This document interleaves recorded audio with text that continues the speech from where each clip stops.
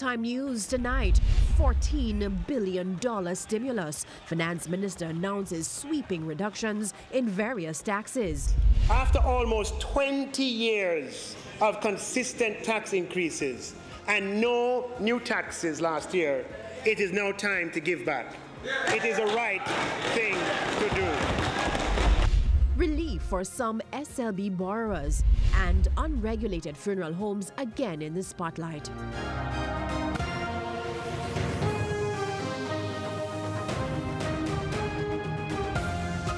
Good evening and welcome to Primetime News on air and online at onespotmedia.com. I'm Archibald Gordon. And I'm Janella Precious. Also this evening, the top business stories of the day. Herman Green has our preview.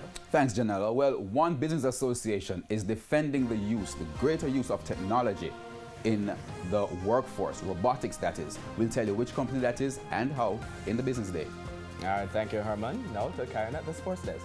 Well, Archie, Nkrumah Bonner and Paul Palmer Jr. staged a rescue effort at Sabina Park to bring some respectability to the Jamaican Scorpions at Stump's day one of the regional contest. We'll tell you more. Some respectability. Noted.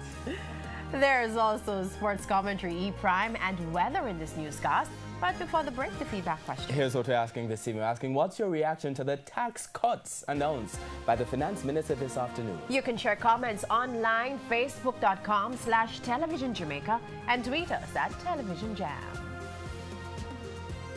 Please stay with us. Primetime News returns right after this break.